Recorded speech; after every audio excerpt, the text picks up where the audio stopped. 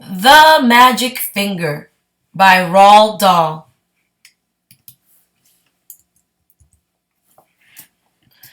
The farm next to ours is owned by Mr. and Mrs. Gregg.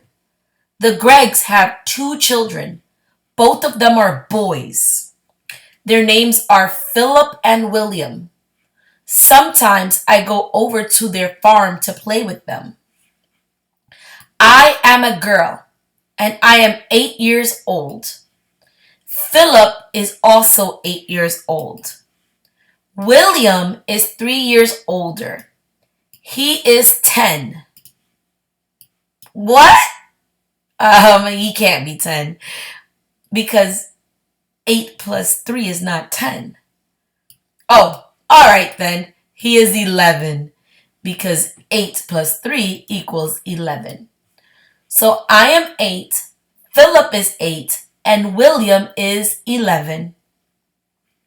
Last week, something very funny happened to the Gregg family. I'm going to tell you all about it as best as I can.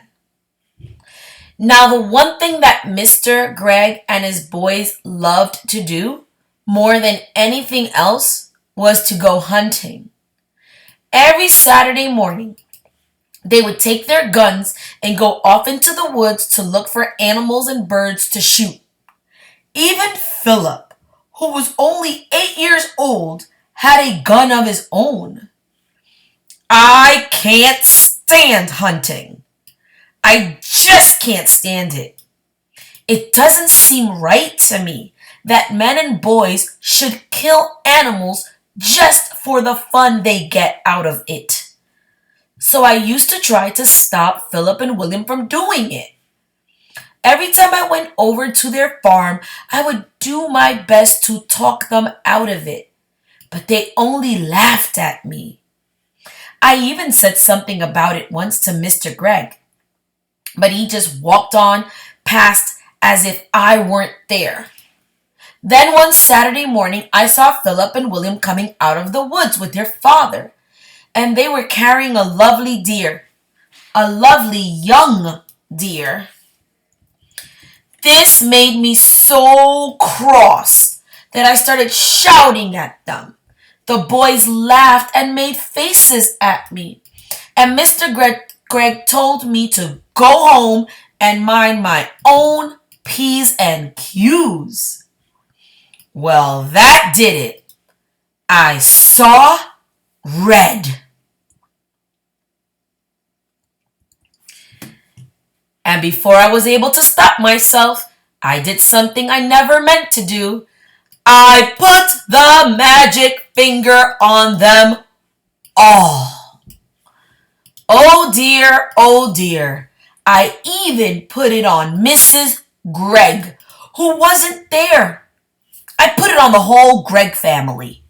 For months, I had been telling myself that I would never put the magic finger upon anyone again. Not after what happened to my teacher, old Mrs. Winter.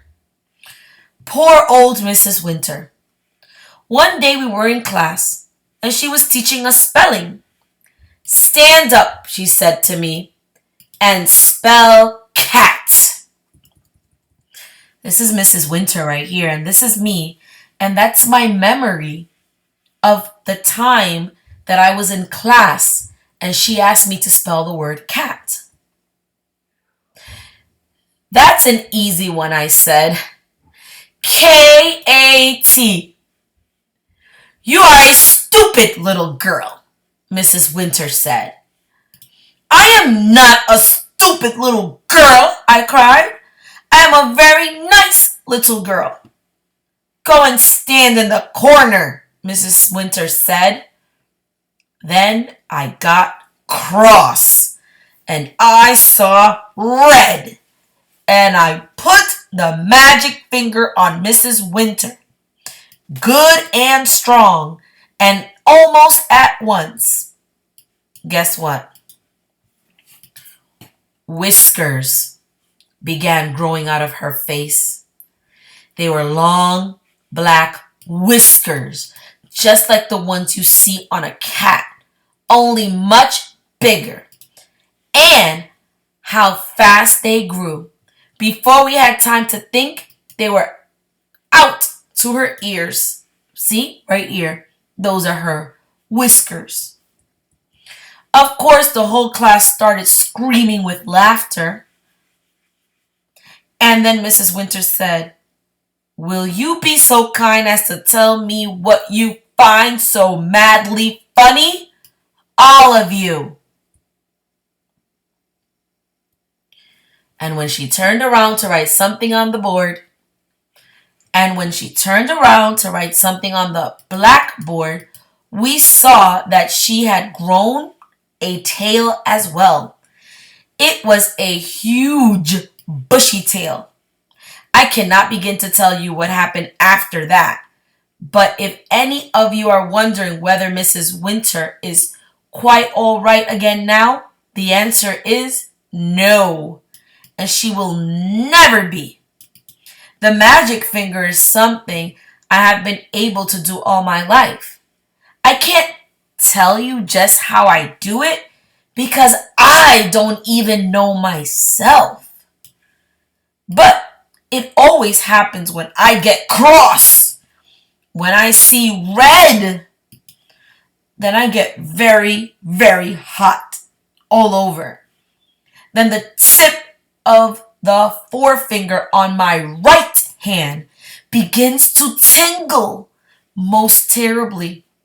And suddenly, a sort of flash comes out of me. A quick flash, like something electric. It jumps out and touches the person who has made me cross.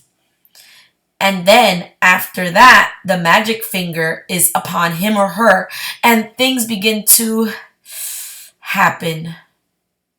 Well, back to the Gregg family.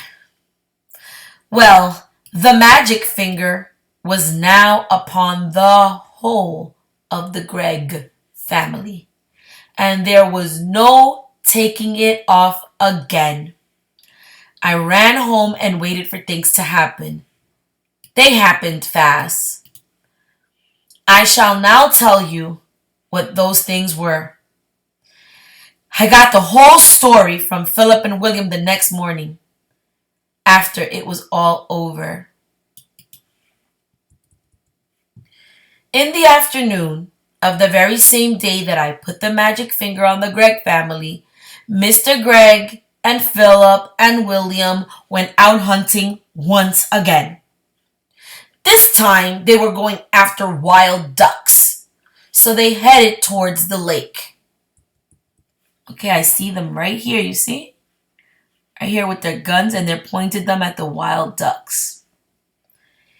In the first hour, they got 10 birds. In the next hour, they got another 6. "What a day!" cried Mr. Craig. "This is the best yet." He was beside himself with joy.